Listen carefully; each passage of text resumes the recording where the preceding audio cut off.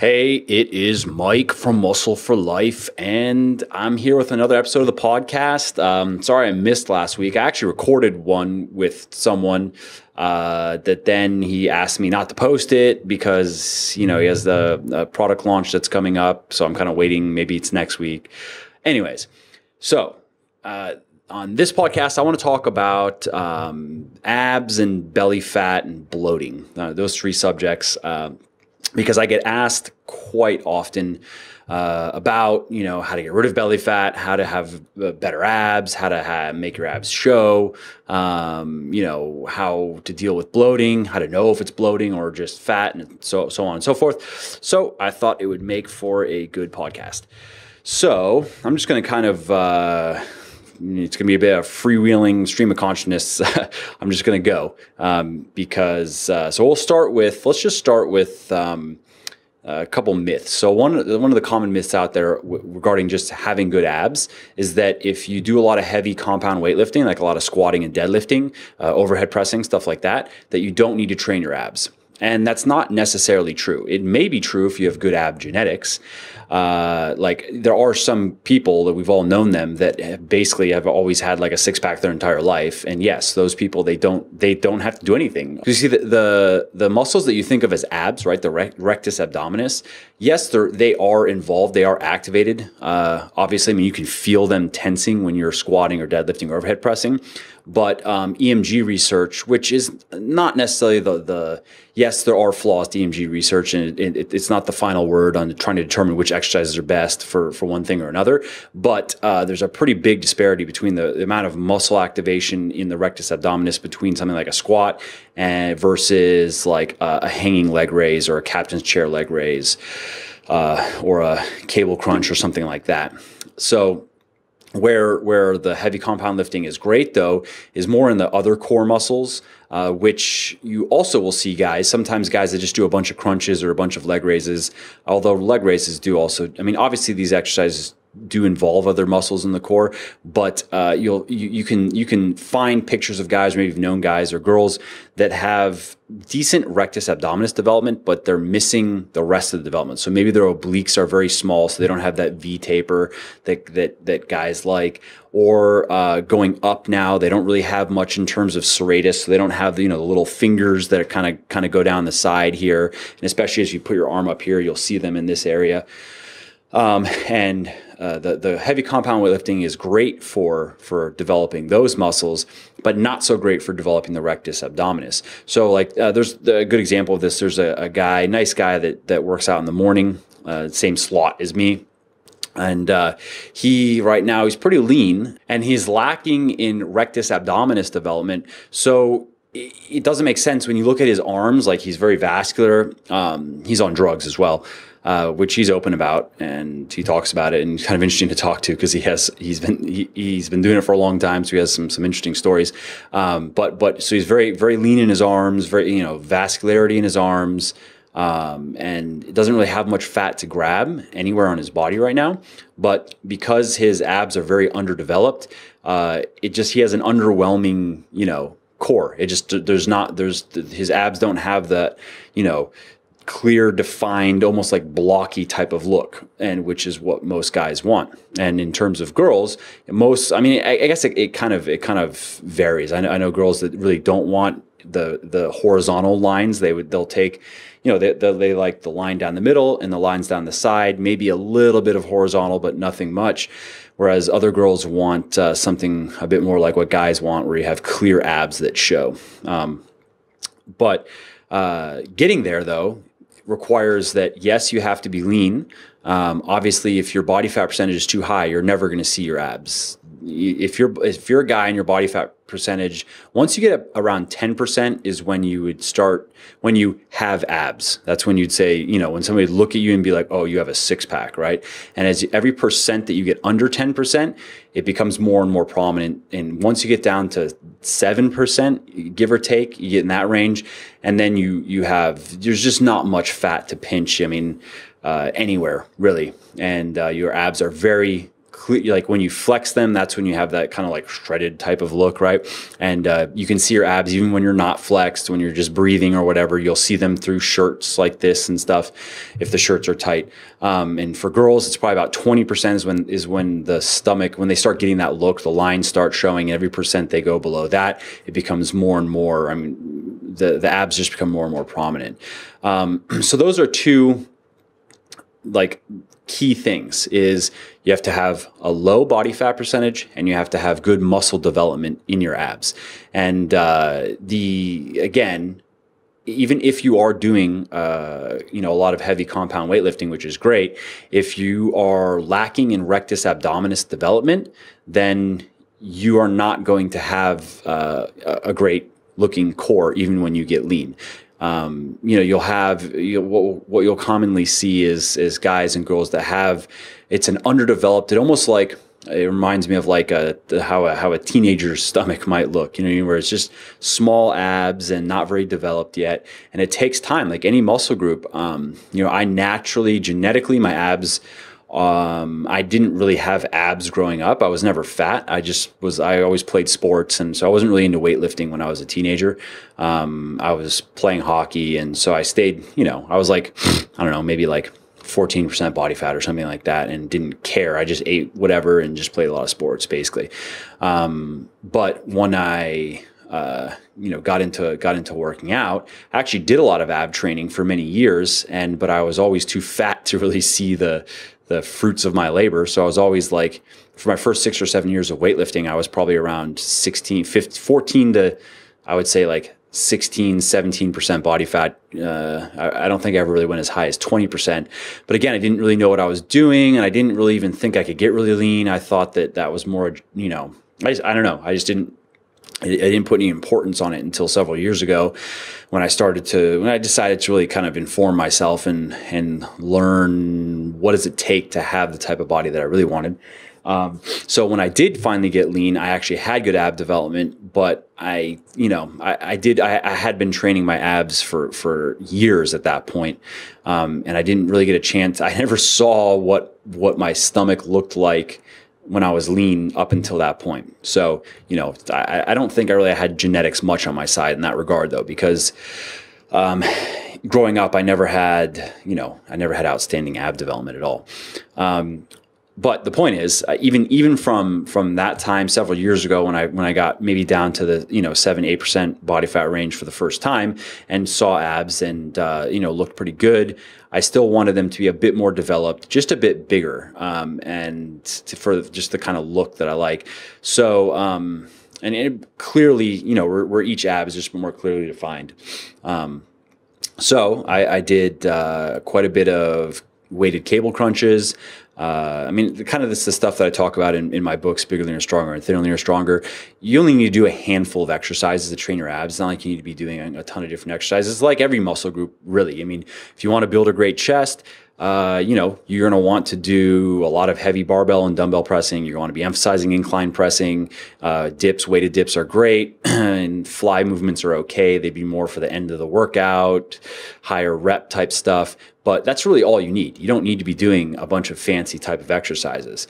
You stick to the basics and you get stronger and you make sure you're progressing and you build a chest. Same thing with abs. You have a handful of exercises that have been shown to,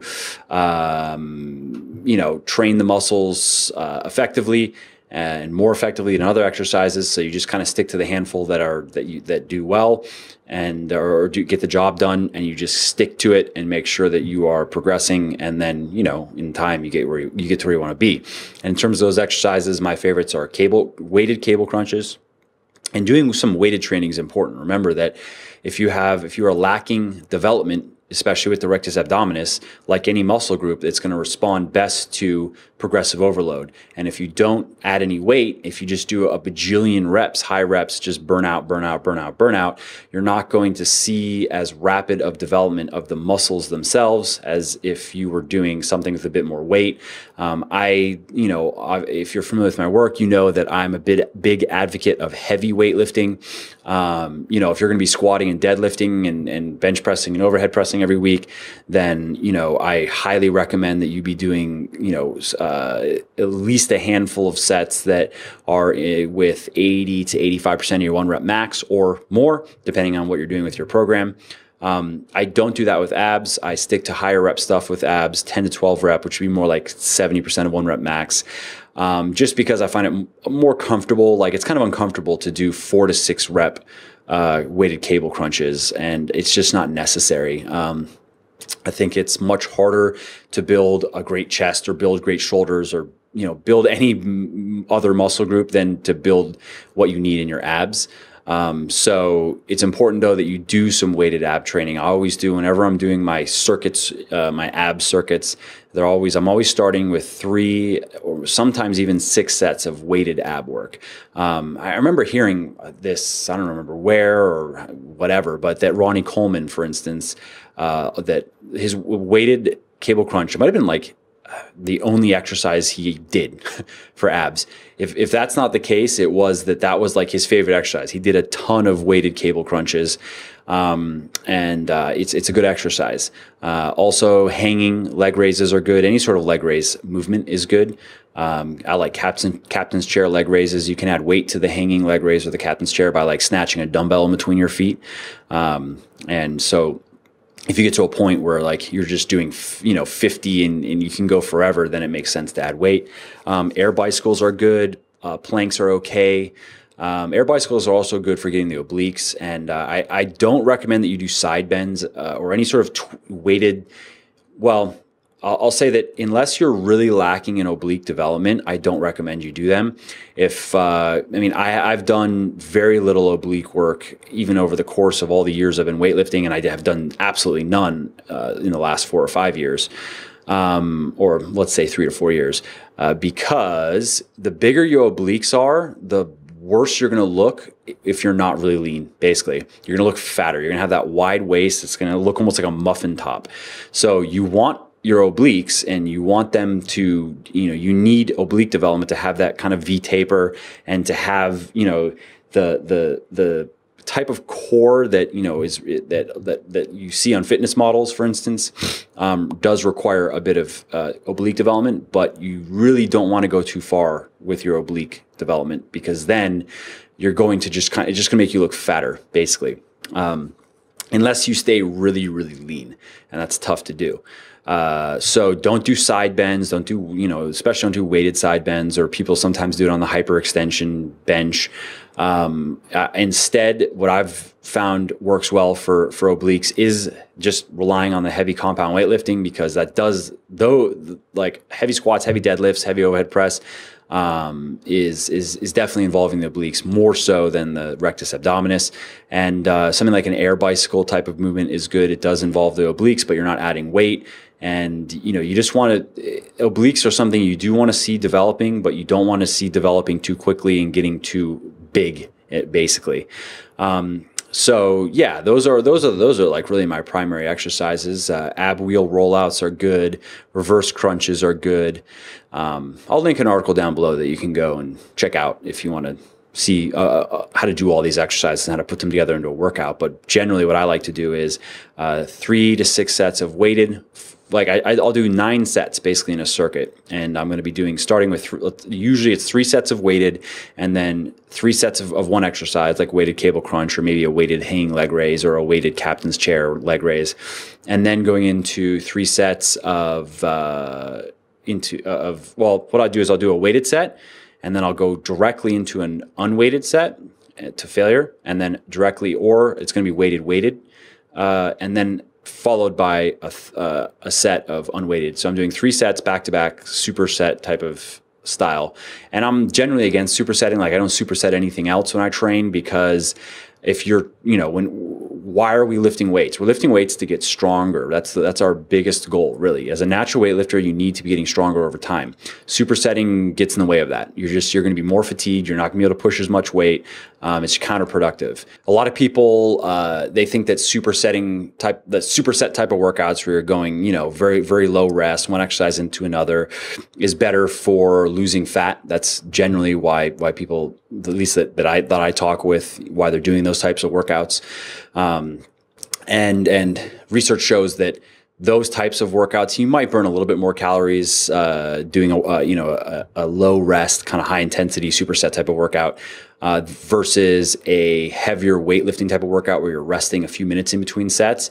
But it's really not that big of a difference, actually. Like in terms of a 1 hour workout, you might be looking at a 30 calorie difference. And then when you look at the afterburn effect of exercise, which is basically the calories burned after the workout, which is because your body has to, there's various things that have to occur for your body to recover from the workout and go back to like a normal resting state. And I'll link an article down below if you want to check that out. Anyway, that the afterburn calories are a bit higher in the weightlifting and the heavy weightlifting type of workouts than in the lower weight workouts. So it all just kind of balances out. So it's not, superset workouts are not better for losing fat, basically. But what you are sacrificing when you're doing a superset type of workout is you're sacrificing strength. You're going to be weaker. When you go from one exercise into another exercise, that second exercise, you are going to move less weight than if you would have just did your first exercise, rested, let's say a couple minutes, and then did a set of your second exercise. Or if you are even, just doing like low rest type of training with one exercise alone. So you do your first set, rest 1 minute, do your second set, and so forth. If you're rested, especially if you're trying to push heavy weight. So if you're trying to work, let's say in 4 to 6, 5 to 7, even 6 to 8 rep range, and you're only resting 1 minute in between sets, you are not going to be able to get as many reps. You might even have to drop the weight as if you had been resting, let's say 3 minutes in between those sets, especially as you get into heavier weights. So generally, supersetting, not worth it. But with abs, I've found that it works well, and there's just no reason not to with abs. Again, comparatively speaking, a little bit of ab training goes a long way. Because it's a small muscle group, it does recover quickly, so you can train it a few times a week. You could do I try to go for about 6 to 9 of those circuits I was talking about. So that triple set type of superset circuit. So I'm doing 6 to 9 of them. I do them I'll do them while I'm resting on my major muscle group. So let's say I just did, let's say I'm doing chest and I just did a heavy set of bench press. Then I'm going to go do my abs, and then I'm going to probably rest another, 60, 90 seconds, just let my heart rate come down, and then go back to the bench and just do it that way. So I'll do 6 to 9 of those circuits. You can do those 6 to 9, 2 to 3 times a week, and that's all you need. And if you just stick to it, it doesn't take that long. I saw a pretty dramatic change in my abs over the course of 6 months of doing that. And I still do abs now, but I do them a bit less because I don't want them to overdevelop, especially with my obliques. So I kind of just want to keep things the way they are, basically. So I'm doing abs twice a week right now, but I'm only doing 4 to 5 sets, total sets twice a week. So that's basically the general overview of how you develop a good core and how you have good abs and a six pack. And the same thing. What I've been saying is kind of slanted towards guys, but it really applies to girls as well. It's just most of the girls that I've spoken with and worked with, again, they're not looking for the same level of ab development as guys are. But I've also found that it takes a lot, like how girls just in general build muscle a lot slower than guys. Primarily because testosterone levels are so much lower in girls than guys. Girls have on average a 10th to a 15th of the testosterone as guys. And that really is in terms of hormones, that's the primary driver of muscle growth. It's not just like anything. It's really, really hard for a girl to get bulky anywhere on her body. And the same thing applies to abs. So it's not like if you're listening to this and you're worried that if you start doing some weighted ab stuff or start doing this routine I'm talking about, you're going to end up with, bulky, blocky abs that you're not going to like. It's not going to happen like that. You would have to work very hard for that, basically. And you have to be very lean for that. In my experience, when girls do this type of routine, they get lean, and then instead they just have the type of stomach they like, which is generally it's the line down the middle and it's the lines on the side with a little bit of horizontal. It doesn't look like a six pack, but it just looks like a washboard type of stomach or whatever. All right, so now let's talk about bloating, because this kind of goes hand in hand. People ask me, basically they don't know, is it belly fat they're dealing with, or is it bloat? And some people, or they know they're just bloated, but what do you do about it? So you can tell if you're just bloated or dealing with belly fat pretty easily. Bloating, it comes and goes. So you might wake up with relatively flat stomach, thin skin, and at whatever weight, and then by the end of the night you weigh like 2 to 5 pounds more, and your stomach is kind of distended, pushed out. Maybe you have some gas, some discomfort. Your skin might be noticeably thicker, and then you wake up again. You might be a little bit less, and maybe a lot less, a little bit less. So there's a lot of fluctuations. Like if you were to measure your stomach at the navel, you would see, like, let's say morning and middle of the day and night. If you have bloating issues, you would see it'd be all over the place, and there'd be like large fluctuations. If it's belly fat, belly fat, you can't grab. Like bloating, it increases the amount of, like, the water under your skin can increase a bit, so it kind of gives you that soft, puffy look, but you can't grab it. It's not like fat. Bloat doesn't jiggle, fat jiggles. So if you can grab fat and jiggle it, that's fat. That's not bloat. You may be dealing with bloat on top of that, but the problem is more that belly fat, not bloating. Now, if you are having trouble with bloating, or if you have been having trouble with bloating, there are a few likely reasons why this is happening. Of course, there are different diseases and things that can cause that, but that's probably not the problem. The problem is most likely basically you have the foods you're eating, which we'll talk about in a second, or there could be some hormonal things going on. So on the foods, a lot of people are lactose intolerant and don't really realize it. You have lactose, which is the sugar in dairy. A lot of people's bodies, they lack the enzyme lactase to break it down. So it goes through the small intestine unabsorbed, hits the large intestine, bacteria start eating it, causes gas, bloating. Now, there are other types of foods that can cause these indigestion issues as well. A lot of people, lactose intolerance is pretty well known. A lot of people have figured out on their own. They eat some dairy and then realize that an hour later they're just bloated, stomach doesn't feel good. But there are a type of carbohydrate called a FODMAP, FODMAP, and basically what happens in the body is very similar. A lot of people's, I wouldn't say a lot, I actually don't remember I don't know if I've seen an exact percentage, but in terms of just wide population whose bodies, they don't deal with these types of carbohydrates well, but I know that it's fairly prevalent. It's not super low like a gluten allergy or something like that. In fact, what a lot of people think is a gluten allergy or sensitivity is actually a sensitivity to FODMAPs. And the FODMAP, it's FODMAP, and it's short for fermentable oligo monosaccharides and polyols, is the long, complicated, fancy talk. Then it just shortened to the acronym FODMAP. And basically it's similar in that, so these types of carbohydrates, they are not digested and they're not broken down and absorbed in the from the stomach through the small intestine. They make it to the large intestine, bacteria get on them, and it causes gas and bloating and indigestion.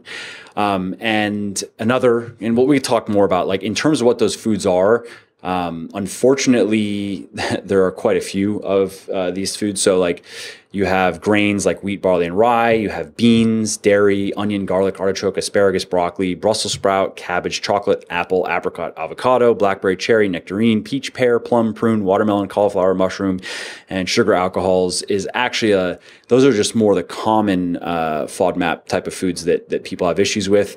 There are quite a few more. And if you are having issues with FODMAPs, I'll link an article down below where you can go see a bit more on this and kind of a guide on, because there's basically, you have to eliminate all the potential foods that are causing issues and see how things are. If it improves your situation, then you know that was obviously that was a cause. And then you start introducing foods back in. You start challenging. That's what it's called. It's a diet challenge of okay, so you're going to bring back in. Let's say you really like wheat or something like that. So you've eliminated it with all these other foods, and then you bring wheat back in and see. Does it cause the bloating and the indigestion and the problems? If it does, then you have to leave it out of your diet. And then you kind of run down the list of the foods that you like to eat. If you really like dairy, you really like Greek yogurt or something like that, then okay, then you introduce Greek yogurt again. Only one food at a time, of course. Anyways, I'll link an article down below where you can go, just kind of a guide on how to do it. But there's that. You have the lactose issue. A lot of people eat too much dairy and upsets their stomach, and it just makes them bloated. Eating these certain type of carbohydrates that your body can't process well causes the same issues. And then there's sodium and potassium imbalance. So if and this is very common, actually. I'd say this is probably the most common reason why when people that I hear from that are having problems with bloating and water retention, they're surprised to when they look at their sodium potassium intake. They usually find that their sodium intake is really high, their potassium intake is really low, and which is just not good for health. You want, the Institute of Medicine recommends the opposite, that your sodium intake should be anywhere from like 1.5 to 2.3 grams a day, which I know I ran across something on this. I don't remember, some research basically showing that, that might be conservative. It looks like you could go even as high as 6 grams a day of sodium and be totally fine. That basically the link between sodium intake and high blood pressure isn't as sound as we thought it was. Kind of like the link between eating eggs and bad cholesterol. Now we know that's not true. However, I still just stick to the Institute of Medicine's recommendations because, kind of like saturated fat, saturated fat may not be as bad as we once thought, but I don't think we know enough yet to just say, oh, well, we can just eat all saturated fat we want. And really, how much sodium and salt do you really need? 2.5 grams of sodium a day is probably like close to 4 grams of table salt a day. That's kind of a lot. A teaspoon of salt contains, I believe, about a little bit over 2 grams of sodium. So if you're doing, anywhere from a teaspoon to two teaspoons of salt a day, it's quite a bit. Anyways, and potassium, by the way, the reason why a lot of people's potassium levels are low is because, you get potassium primarily from fruits and vegetables, and a lot of people aren't eating enough fruits and vegetables. Coming back to the point here is if your sodium intake is fluctuating, which it does, it depends on, because a lot of people, they don't eat the same foods every day. So one day they might go out to lunch at some restaurant, and if you're eating out, your sodium levels are going to be fluctuating a lot. If you're eating out a lot, because you make food, like salt brings out the flavor in food. A general rule of cooking is your food, you want it to be basically salted as you want to have as much salt as you can, as your palate will allow. Essentially, like if you want to err on the side of maybe even oversalting a little bit than undersalting, because undersalted, the less salt it's in a dish or in food, the less flavor there's going to be. So when you go to a restaurant, the rules, of course, of making food taste good is a lot of salt and a lot of fat. So you have butter, dairy, oil, because fat also brings out flavors. So that's why eating out a lot is kind of a nightmare for dieting, because you don't know in terms of calories. Like a dish could easily have 500 more calories than it really should have, just because, by adding maybe that's a bit much. Let's say a couple hundred calories more than it should, because, adding that butter, adding that cream, it does add a bit to the dish. But let's say it improves mouthfeel and taste by 20%, but it increases calories by 80%. Is that worth it? I don't think so. But that's restaurant food. Salt as well. Restaurant food is going to be depending on what you order. Now, of course, if you just go order a salad with some chicken on top or something like that, with a vinegar-based dressing that's on the side, and you do it, you can be smart about it, of course. But if you're just going and ordering things off the menu and whatever, just know it's going to be very, very salty, or very, very high sodium food, generally speaking. So when you increase your sodium or potassium intake above the normal, so in either one, if you have a noticeable fluctuation up, then you're going to hold more water. And that's right, even with potassium as well. If your potassium levels are fluctuating a lot, you're going to see fluctuations in the amount of water that you're holding. And if you reduce sodium intake, of course, then you're going to see a reduction in the amount of water that you hold. So what I find with a lot of people that deal with water retention issues is it just follows their sodium potassium intake. Potassium tends to be a bit more static because, again, you're not adding potassium to food. You're getting your potassium from your food, or you're supplementing with it, and that's it. But the amount of salt that you can, a person's eating or that you're eating can change wildly depending on the foods. So then what I find is when people look at it and they're surprised to see they're eating, 6 grams of sodium a day, but it can fluctuate anywhere from, it could be 2 grams one day and then 6 grams the next day and then 3 grams, and then 4 and then 1. And then when they level it out, when they start getting it a bit more, let's say just keeping it in the 2 to 3 grams a day range, then voila, their bloating problems go away, or they find that their skin is a lot thinner and they're not holding nearly as much water as they were before. So those are the major things. Oh, there's hormonal disturbances as well. So basically, the long story short on the hormones is the hormone cortisol. If the higher your cortisol levels are, the more water and the more bloated. The more water you're going to hold, the more bloated you're going to look. If you're familiar with my work, I don't talk much about hormones because they're kind of just a scapegoat. It's very popular right now to just blame stuff on hormones, and a lot of people use it to sell bullshit books and bullshit pills and powders and stuff.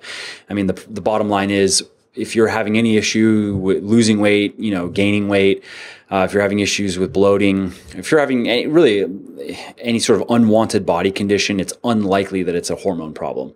If you're not able to lose weight, it's probably because you're eating too much food, or you're not moving your body enough. You're not in a negative energy balance. If you're having trouble gaining weight, it's probably because you're not eating enough food. And there might be some training things, but it's really like you're going to get the majority of your results from just following the fundamentals, and your hormones are probably fine. But when it comes to bloating and water retention, the hormone cortisol particularly can really screw with you. And the reason why people that are generally into fitness will run into this issue is because when you're in a calorie deficit, your cortisol levels are naturally higher. If you are, let's say, skimping on your sleep to get up to work out, if you're restricting your sleep, your cortisol levels are going to be higher. If you are following a low carb diet, your cortisol levels are going to be higher.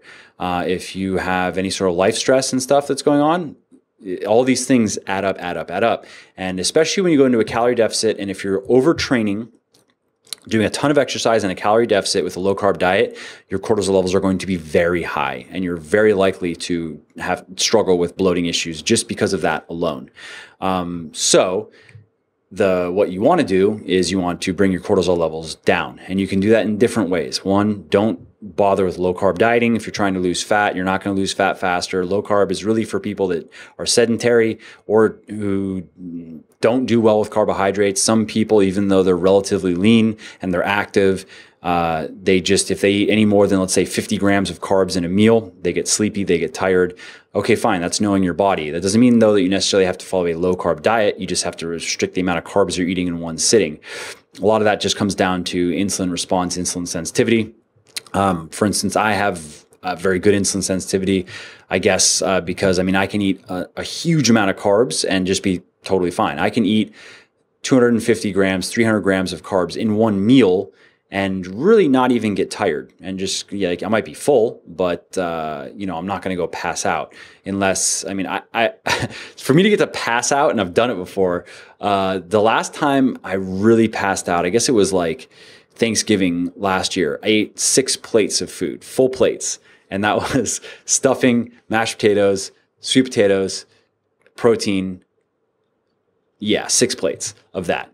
I ate until I actually was in pain. I couldn't even move. I was laying there in pain, and then once the pain subsided, passed out. So that's what it takes for me to pass out. I probably ate 7,000 calories in one meal. But if I go eat like 1,500 calories in a meal, I don't even get full from that. Like, I don't get hungry really, so it doesn't matter. But it's funny. Like, my best friend and business partner Jeremy, we'll go out and eat sometimes, or he'll be there if I'm eating a lot of food, and he's always just amazed at like how much food I'll eat, and then just be like, at 6, I'll be like, he'll ask me, he'll be like, so where are you at? I'm like, I don't know, maybe I'm like 60%, maybe 70% capacity. He's like, that's ridiculous. Anyways, so low carb dieting sucks. And, you know, I would say it's good for people that are very overweight, or it's good for people that don't move their bodies. But it doesn't really make sense if you are physically active, and especially if you're weightlifting. Because your workouts are going to be much better on a higher carb diet. You're going to build muscle faster. You're going to get stronger faster. And when it comes to weight loss, you're going to find generally people find a higher carb diet more satiating, more psychologically enjoyable, because carbs are awesome. The carby foods taste good, right? A lot of different great tasty ways to eat carbs. And also it keeps cortisol levels lower. So another way to reduce cortisol levels is to have a refeed meal or day, where basically it's one day, and it's not really important until you get leaner. I'd say as guys, once you start getting to the 10% range and you're going under, then refeeding once a week definitely makes sense. Some guys even refeed twice a week as they start to get very lean. These are usually guys that are competing, though, that are getting down to 4 or 5%. So once they get to like the 8% range, they start doing 2 refeeds a week.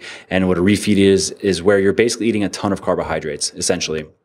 You know, you're eating, let's say, 2 grams of carbs per pound of body weight, 1 gram or 0.8 grams protein per pound, and as little fat as possible for the day. Obviously, that's not a healthy way to eat as a lifestyle, but doing one day doesn't matter. So, you know, when I refeed, I keep my fats around 10 grams. It's real low. So I'm eating like pasta. I haven't done it in a little while, but white potato, sweet potato. Sometimes I'll make like pancakes because I just like leave out the egg and use water.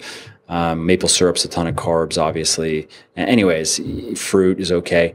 And what that does is, one, it helps with leptin, which I'll link an article down below on refeeding, so you can go check it out if you want to learn more. But it helps with leptin, which is a hormone related to it's related to quite a few things. It's related to metabolic speed, and it's related to testosterone production. It's related to satiety, feeling full. Whereas ghrelin, which is kind of its counterpart, or I wouldn't say its counterpart, it's like an antagonist, which stimulates hunger. So, you know, it helps spike leptin levels, which cause quite a few beneficial changes in the body, but also just the huge increase in insulin reduces cortisol levels, because there's a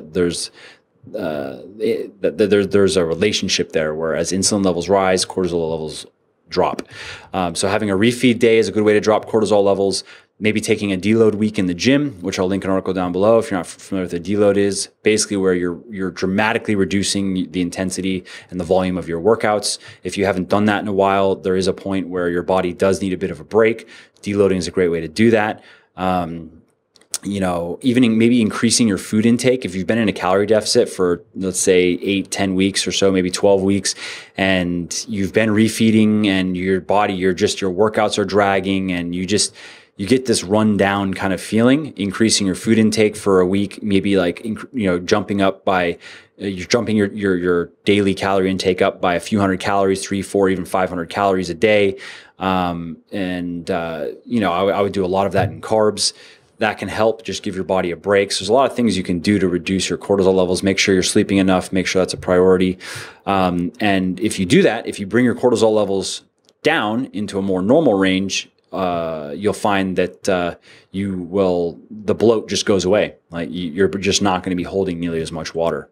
So I think that's about everything. Just to recap, so if you want great abs, first and foremost, you have to be lean. You're never going to have it. If you're a guy, if you're over 10% body fat, you're probably never, I mean, depending on the look you want, if you want that like real, you know, cut, tight, shredded type of look, that's anywhere from, you know, 6% body fat on guys is really shredded. That's like your almost paper thin skin.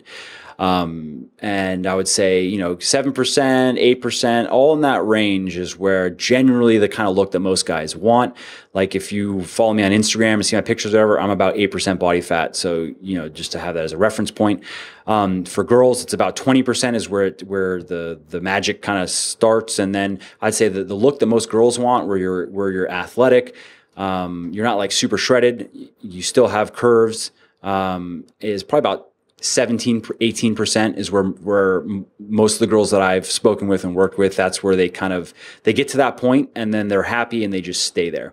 So that's the first thing, be lean enough. Another thing is make sure you're training your abs, make sure you're doing weighted training, make sure you're training them several times a week. Just doing heavy compound weightlifting is not enough. And remember, don't go crazy with the oblique training. Don't do a bunch of weighted side bends and stuff like that, or you will regret it. At some point, you're going to realize that your obliques are overdeveloped. And if you don't stay really lean, it's just going to kind of look like a muffin top. So don't make that mistake. And it's probably also just worth saying that on those weighted ab exercises, make sure that you're progressing. Like any other exercise, you want to be getting stronger. You want to be moving up on those weights. So if you start your cable crunches with 100 pounds and you can do 10, let's say, 6 months later, you'd be good if you're at 180 pounds or 170 pounds and you can do 10. So don't just go through the motions, treat it like any other exercise and any other muscle group. You really want to make progress. And on the bloating side of things, if you've been dealing with bloating issues, if you suspect you might be lactose intolerant, kill dairy from your diet. See how that plays out. Look into FODMAPs. I gave kind of a long list of foods. Again, I'll link an article down below or a guide down below so you can learn more about that. But that could be the issue. You might think that it's a gluten thing, so you stop eating gluten-containing foods, but then you find that you still have bloating issues because there are other carbohydrates in that. Yes, wheat is one of them that contains this type of carbohydrate that some people's bodies don't process well. But there are a lot of other foods, as you heard, that you would never suspect, that you think, like avocado, for instance. You think avocados are great, avocados are healthy. Yes, that's true, but certain people's bodies do not deal with the carbohydrates in avocados well, and it causes IBS.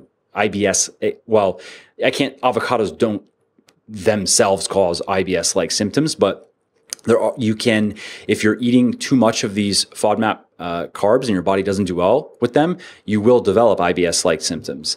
It can be pretty uncomfortable and it can be very, very annoying and very, very mysterious as well, because you can be eating all these quote unquote clean foods and having all these issues.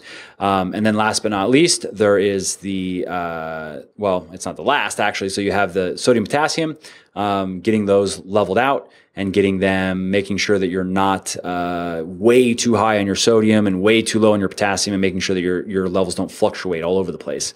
And then last is the hormone issue. If you've been dieting to lose weight, and you're dealing with water retention or bloating, there's a good chance that there's something that you're doing or you're doing too much, in that your cortisol levels are just too high and you need to bring them down. So that's about everything. I hope you find this helpful. You can ask questions. If you're watching this on YouTube, ask questions down below, and I'm able to answer pretty much all of them. Maybe I can't get to everyone because YouTube's comment management system sucks, but I try my best. If you're listening to this on the podcast, you know how to reach me, social media, email, and so forth. And I will see you next week.